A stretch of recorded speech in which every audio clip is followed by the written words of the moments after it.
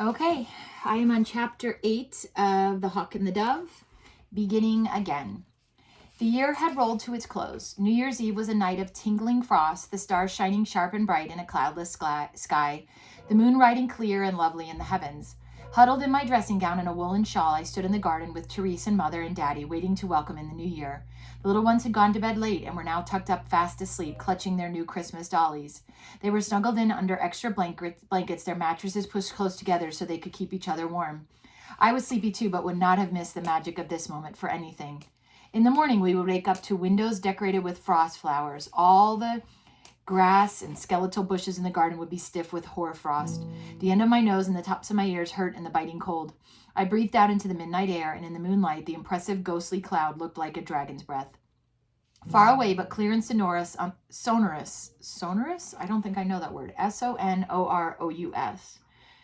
Sonorous on the cold, still air, the church clock began to chime midnight. Distant but perfectly distinct, we counted the 12 strokes and then stood there a moment on the silent, moonlit threshold of another year. Happy New Year! Daddy's cheerful voice lifted the moment from solemnity and awe to party time.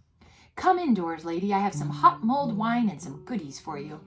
We sat and sipped and munched by the fire, the room lit by candles at Mother's pleading instead of the electric light. After a while, Daddy stretched and yawned. I'm for bed, he said in sleepy contentment. I'll follow you soon, said Mother. Warm up the bed for me. He and Therese took the glasses and the plates out into the kitchen, and we could hear Daddy's heavy tread going slowly up the narrow stairs and the clinking of glass and crockery as Therese washed up. We heard her fill the kettle for the hot water bottle, and then shortly after, she put her head round the door to say good night. Good night, Therese, said Mother. Thank you for washing up. Happy New Year. Happy New Year. I'll put the hot water bottle in your bed, Lissa, when I'm warm, if you're not coming up straight away. I smiled my thanks, and we sat watching the fire, Mother and I, listening to Therese's footsteps mounting the stairs. There was no sound but the ticking of the clock and the settling of the glowing logs. What are you thinking, Mother? I said. She stirred in her chair and sighed. It's a funny thing, she said thoughtfully, looking with a wide, faraway eyes into the low red flames. The thing life is fullest of is the thing we find hardest to believe in, new beginnings, the incredible gift of a fresh start. Every new year, every new day, every new life, what wonderful gifts. And when we spoil things and life goes all wrong, we feel dismayed because we find it so hard to see that we can start again. God lets us share it too, you know. Only God can give life, it's true, make a new baby or a new year, but he gives us the power to give each other a new beginning, to forgive each other and make a fresh start when things go wrong. She fell silent thinking, and then she started to smile. That reminds me. Yes, I hadn't thought of that for a long time. Poor brother Tom. Oh, that was a bad evening. She laughed, and I looked at her impatiently. 5 minutes ago, I thought I was sleepy, but I felt wide awake now. Oh, come on, Mother. Tell me then. What happened? She glanced up at the clock and hesitated. Oh, you've got to tell me now, I cried. What about brother Tom? What happened? Shh, all right, pipe down. I'll tell you the story. Put another log on the fire, though, first. She watched me as I pushed the little apple log into the heart of the fire, and then she began.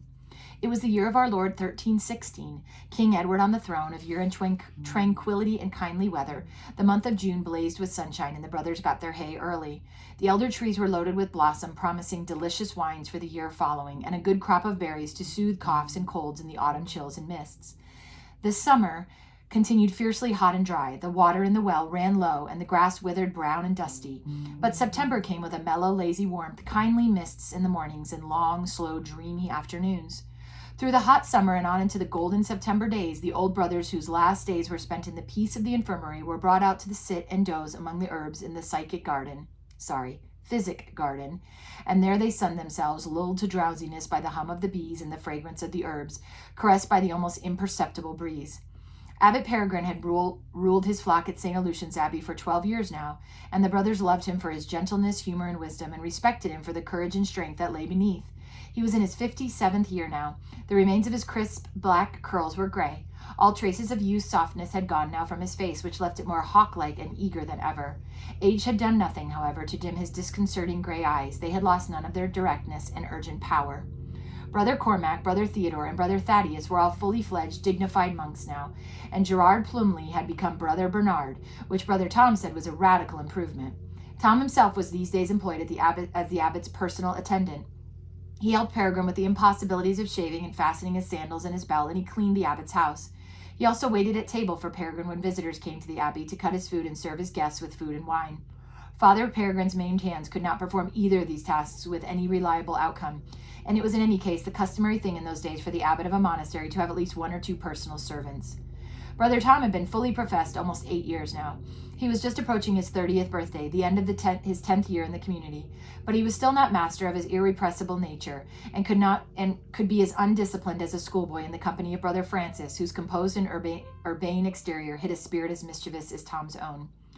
There was a new generation of novices, Brother Richard, Damien, Josephus, and James, who had just had his clothing ceremony and was bursting with delight at being allowed to wear the habit of the order.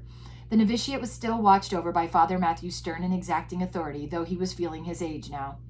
In the kitchens, Brother Andrew still ruled, with the help of Brother Cormac and young Brother Damien.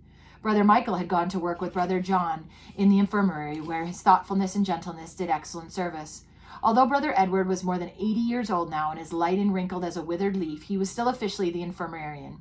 His heart and wind were still as sound as his bell, and his mind still sharp and clear, but his sight and hearing were growing dim, and he relied more and more on Brother John and Brother Michael in the infirmary work. In the afternoons he was allowed to drowse in the sun in the herb gardens outside the infirmary in the company of the other old men, of whom he was no longer the youngest. On this particular day, Brother Edward was sitting with Brother Cyprian to keep an eye on him, lest his usual peaceful docility should erupt into one of his occasional unpredictable fits of eccentric behavior. Oh, that was a tough sentence. Brother Cyprian had for years been the porter of the abbey, a wise, discreet, and kindly man whose job had given him a wealth of insight into human nature, but he was very old now, toothless and senile and incontinent. Brother Martin had replaced him as porter, and Brother Cyprian now dreamed and wandered and slept, propped with pillows in his chair, his veined and freckled old hands resting on the woolen rug that Brother Michael had carefully tucked around him. The experience of a lifetime was not all lost, however, and from time to time he would interrupt his vacant staring and the rhythmic chewing of his gums to narrow his eyes thoughtfully and utter with typical Yorkshire bluntness a surprisingly shrewd and observant comment about his brothers in the monastic life. Father Peregrine had been to the infirmary for Brother John to exercise and massage his stiff, misshapen hands, and he stopped in the garden to talk to the old brothers, telling Brother Edward news he had just received of his daughter Melissa. Edward, she has another child, a baby boy. She says both she and the infant are thriving. Melissa had been married 8 years to her wool merchant, Ranulph Langton, and they had recently moved to Yorkshire, where the fleeces of the abbey's flocks were renowned throughout Europe. I was hoping we'd hear about Melissa, his daughter, again.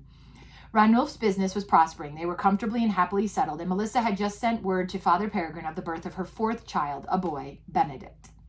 Peregrine glowed with pride as he spoke of her, and Brother Edward nodded and smiled obligingly as he heard the details of her letter lovingly recounted.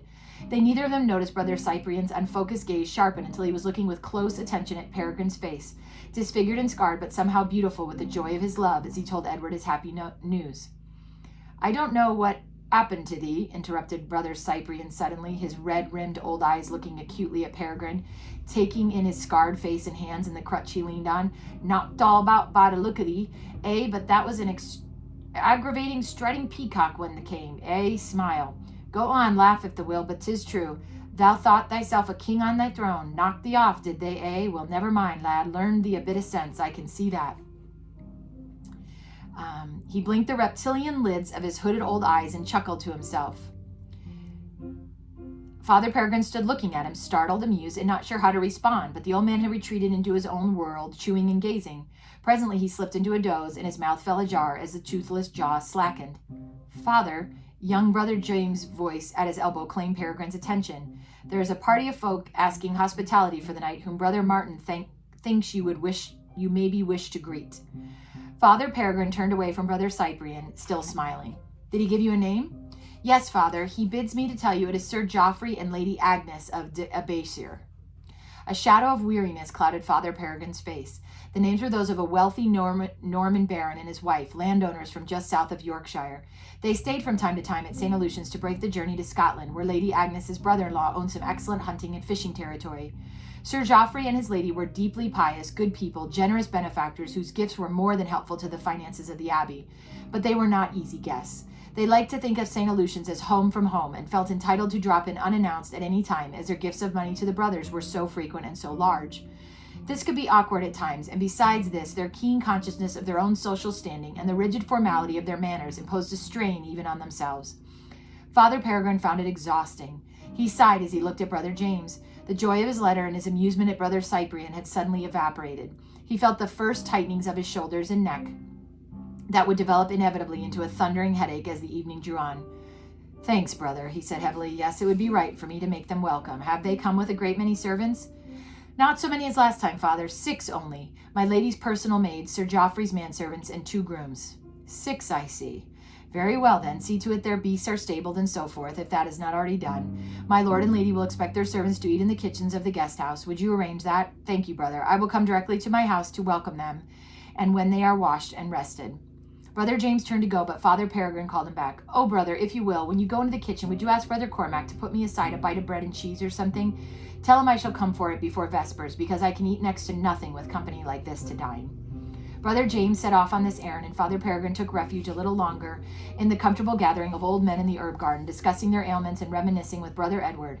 But at last he could put it off no longer, and with a sigh of resignation he bade them farewell, and limped gloomily to his own dwelling to await his guests. As he came through the narrow passage into the cloister, he met with Brother Tom and Brother Francis, who were carrying a wooded bedstand across from the dormitory to the infirmary. Brother Fidelis had that morning put a fork through his foot in the vegetable garden, and there were too few beds to accommodate him in the infirmary. 3 of the brothers had been laid low, and with these 3 sick and the old men who lived there, the infirmary beds were filled, so Brother Francis and Brother Tom had been dispatched to find another bed. Father Peregrine spoke quietly to Brother Tom as they came level with him. Brother Thomas, I shall need you tonight. I have guests eating with me. Directly after vespers, please. I'll be there, replied Tom cheerily. Whoops, mind these flowers. Francis, glory be to God. What are you doing, man? It won't bend. Move then. I cannot get into the passageway unless you... No, Tom, that's my hand. Look, put it down a minute. Now then, go back a bit. There. The journey with the bed through the gathering of ancients in the herb garden and the negotiation of the doorways in the infirmary had them doubled up with laughter, and it nearly cost Francis the fingers of his left hand and vastly entertained the old men. They finally brought it to rest, intact, in the right place, then stayed on to help Brother John take in the old men to their beds as the heat of the afternoon cooled, and the shadows began to lengthen. Thanks, brother, said Brother John as he and Tom eased Brother Cyprian into his bed. Have you time to do one more thing for me? Brother Cyprian needs his medicine before supper. It takes a while to give it to him. Would you mind?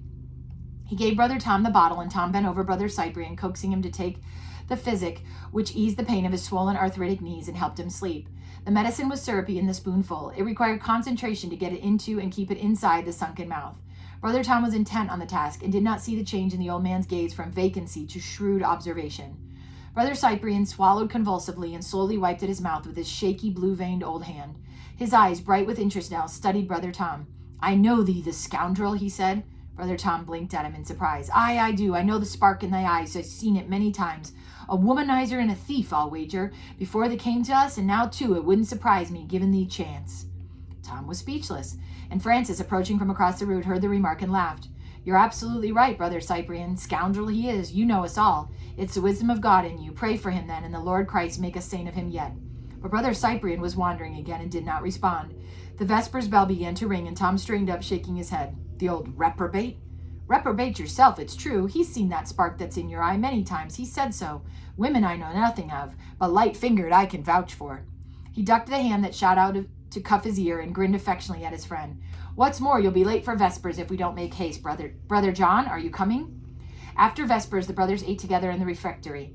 Then there was an hour of relaxation before Compline, when they were free to eat and rest and converse, sitting in the community room, which was lit by a fire in winter and the last rays of the evening sun, now at the end of the summer. Brother Cormac came in late from his last chores in the kitchen to snatch a little company and conversation. He crossed the room to where Brother Tom and Brother Francis sat in dispute with Brother Giles and Brother Basil as to the best method of tickling trout. Ought you not to have been helping Father Abbot with his guest tonight, Tom? Cormac asked in surprise. Brother Tom froze in his seat and looked at Cormac, wide-eyed and utterly still. He took a deep breath. Holy saints, I forgot. Did no one stay from the kitchen when they took the food over? Cormac shook his head. No, they assumed you were on your way, I suppose. Tom gulped. He'll have my blood. He can't do a thing, not pour the wine, nor serve them, nor even manage his own food. Oh, I'm in for it now. Would his guest not help? Asked Brother Giles. Tom shook his head. No, that's not the point. You know what our abbot is, as formal and particular as they come when it's a question of courtesy and hospitality. He'd as soon ask them to clean out the cows as pour the wine. Oh, how could I forget? Who are his guests, Cormac, do you know? Cormac grinned at him. Yes, I do. His guests are Sir Joffrey and Lady Agnes de Abbasier. Tom closed his eyes and groaned, and then he opened them to stare hopelessly at Brother Cormac. What in the name of heaven am I going to do about this? He asked. Could you not go over now? Suggested Brother Francis tentatively, but Tom withered him with a look. That would add insult to injury, I think. No, I'll just have to go and kiss the ground after Compline and hope he doesn't break my head with his crutch. Ah, by all that's holy, why me? They had no more heart for conversation, and after a few desultory exchanges sat in silence, listening to the anxious drumming of Tom's fingers on the side of the bench. And as the last sand in the hourglass ran out, Brother Basil got creakily to his feet and shuffled off to chapel to ring the compline bell. And that is the end of the last chapter in this section, actually, or this book. It's a 3-book series, chapter 8, Beginning Again. We're only going to read 2 of the 3 books this year, but that is section 1 of chapter 8.